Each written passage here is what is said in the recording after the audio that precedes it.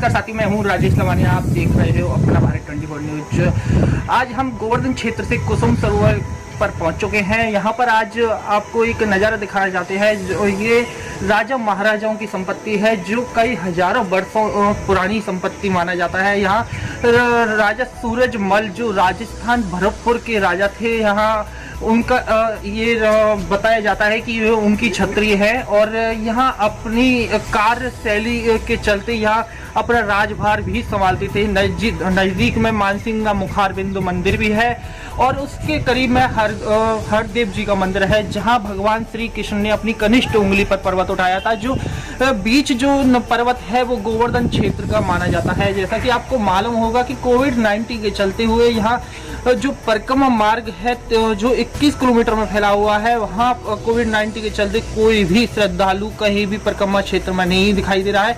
प्रशासन भी अलर्ट है, कहीं किसी क्षेत्र से राजस्थान, हरियाणा, एमपी के बॉर्डरों से कोई अपने क्षेत्र में तीर्थ स्थलों में प्रवेश ना कर जाए, जिसके जो वैश्विक महामारी के चलते अपने जो ब्रजवासी हैं उनको कहीं कठिनाइयों का सामना न करना पड़े। क्योंकि देखा जाता है कि 21 किलोमीटर की परिक्रमा में जब कोई श्रद्धालु आ जाता है तो उस प्रशासन को ये नहीं पता चलेगा कि किस जगह से आ जाएगा। कहते हैं यहाँ रंगीली गली है, जो कि कहाँ से गली कहाँ निकल जाती है किसी प्रशासन को नहीं पता रहता कि जो श्रद्धालु हैं वो रंगीली गलियों में से होते हुए भी निकल जाते हैं। तो प्रशासन अलर्ट है, कहीं इन गलियों का फायदा ना उठाकर यहाँ के ब्रजवासियों को इस वैश्विक महामारी का सामना करना पड़े।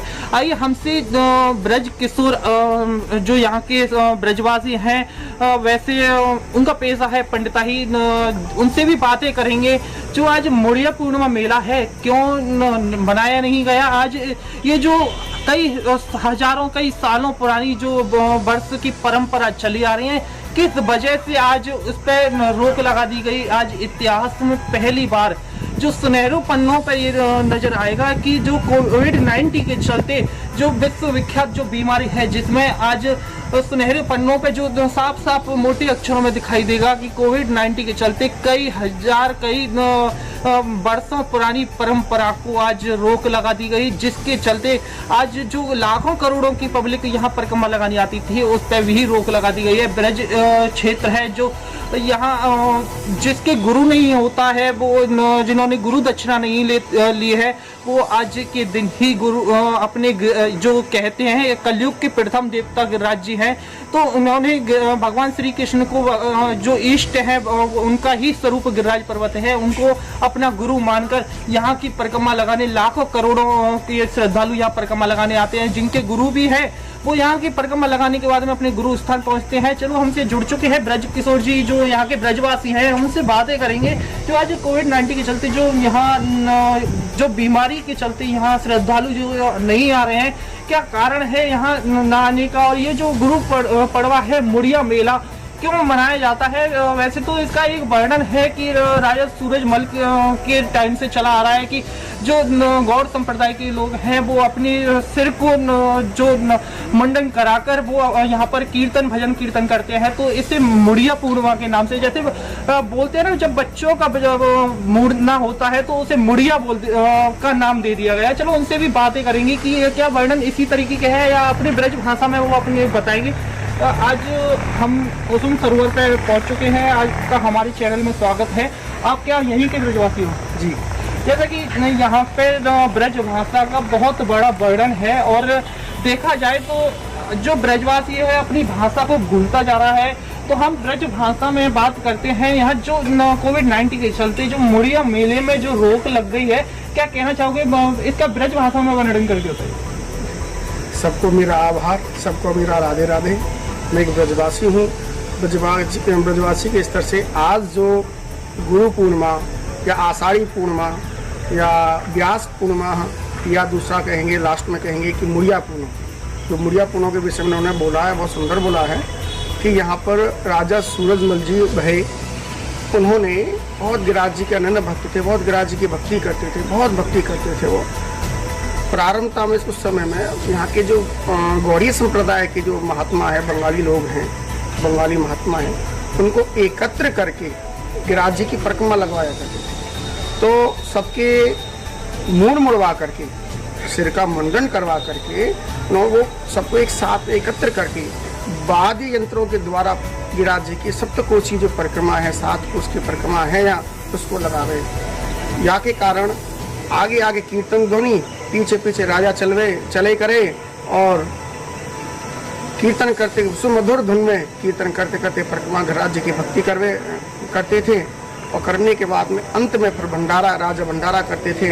करने के बाद में उनको दक्षिणा इत्यादि दिया करते थे। मुड़िया पूर्णों का जो विशिष्ट जो मेला है, करीब 450 वर्ष के आसपास से ये प्रचलन में आया है। गौड़ संप्रदाय में बड़े बड़े महात्मा हुए हैं, उनको इस समय में बोले तो शरीर उन्होंने छोड़ा, ठाकुर जी के चरणों में उन्होंने प्राप्ति की। उस समय से भी गौड़ी संप्रदाय में इसका विशिष्ट महत्व है। लेकिन हमारे जो राजा भरतपुर स्टेट बोले तो भरतपुर जिले के अंतर्गत राजा सूरजमल जी हुए, उन्होंने इसका प्रचलन आज आगामी हम जैसे लोगों के लिए उत्तरोत्तर प्रगति पे इन्होंने पहुंचाया है। उन्होंने इसका प्रचलन अधिक मात्रा में किया है, बाकी प्राचीनतम समय से तो गौड़ी संप्रदाय में करते रहे।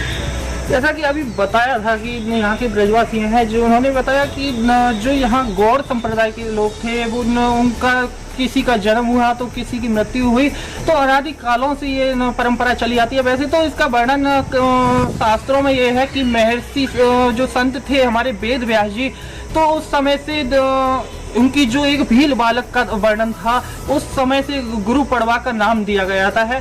तो इसके चलते यहाँ गोवर्धन क्षेत्र में जब ये गौड़ संप्रदाय की जो ये मेला चला आया है, इसे राजकीय मेला भी घोषित कर दिया गया है।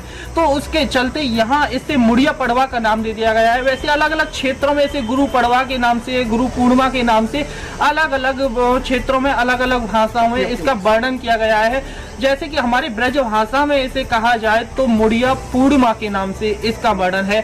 जैसे कि अभी हमको ये भी बताएंगे, ये जो संपत्ति है जो सूरजमल जो है उनकी ये संपत्ति है कितने वर्ष पुरानी है, और इसका जो राजकीय जो मेला घोषित कर दिया है, क्या यहीं पर उनका किस तरीके से इसका वो रहता है, मुड़िया जो रहती है वो कहाँ से निकलती हैं और कितने बीच में घूमती हैं, क्या और कोविड-19 के चलते आज उन पर भी रोक लगा दी गई। आइए उनसे भी बात करते हैं। जैसे कि कोविड-19 के चलते मुड़िया पूर्णिमा मेले में श्रद्धालुओं पर रोक लगी है, क्या मुड़िया पूर्णिमा पर जो यहाँ के गौड़ संप्रदाय के जो लोग हैं उनकी जो भजन संकीर्तन जो निकलता है, क्या उन पर भी रोक लगी है या आज उनका संकीर्तन उनका भी रहा है? उनका संकीर्तन तो रहा है, लेकिन सूक्ष्म रूप में रहा है। जो पहले हजारों की संख्या में उनके साथ में कीर्तन करते हुए परिक्रमा लगाते थे, मुड़िया को निकालते थे, लेकिन आज रात बेला में, संध्या बेला में, दोनों समय मुड़िया निकलती है। रात बेला में करीब 50-60 व्यक्ति होंगे। अपने वही गौड़ी संप्रदाय के लोग एकत्र होकर के 50-60 व्यक्ति ध्वनि वाद्य यंत्रों से सादगी से, बिना बैंड बिना बाजा के, केवल ध्वनि यंत्र के मंजीरे इत्यादि लेकर के परिक्रमा उन्होंने पूरी लगाई है। लेकिन उन्होंने अपना नियम नहीं तोड़ा है। आज ही मुड़िया निकाली है। मुड़िया पुनों का आज का विशिष्ट महत्व है उनकी गौड़ी संप्रदाय में। आज उन्होंने मुख बरकरार रखी है, लेकिन पब्लिक ना होते हुए सुनी सी थोड़ी सी महसूस हुई, लेकिन परंपरा अभी भी नहीं टूटी। जैसा कि अभी बताया था कि परंपरा है, कई वर्षों से, कई सालों से ये चली आ रही है, अटूट है, ये टूटने वाली परंपरा नहीं है। ये परंपरा चलती रहेगी कि हमारे बाप दादाओं के बहुत पहले से ये परंपरा चली आ रही है और आज भी ये परंपरा लागू है। ये बस फर्क इतना है कि कोविड-19 के चलते यहाँ जो श्रद्धालु हैं बाहर से आते हैं लाखों करोड़ों की संख्या में, बस उन्हीं पर रोक लगाई है। जो कि जो मुड़िया जो मेला है, जो संत समाज है, जो ये गौड़ संप्रदाय के लोग हैं, अपना भजन संकीर्तन करके जो मंदिरों में दर्शन करने जाते हैं, 1 किलोमीटर 2 किलोमीटर की जो मानसिंह की जो परिक्रमा रहती है उसे लगाकर अपने मेन स्थान पर पहुंच जाते हैं, फिर गुरु पूजा करके वहीं पर विश्राम दे देते हैं। जैसा कि कहते हैं कि हमारी ब्रज भाषा है, वो अपनी जो ब्रज भाषा को अपने लोग भूल गए हैं और बाहर के जो श्रद्धालु हैं ब्रज भाषा को तो अब समझने का नाम ही नहीं लेते। तो ब्रज भाषा में जैसे भगवान श्री कृष्ण का जो पर्वत उठाया था, तो उसमें एक वर्णन है, कछु माखन को बल बड़ो, कछु गोपन की सहाय, श्री राधे जी की कृपा से गोवर्धन लिया उठाए।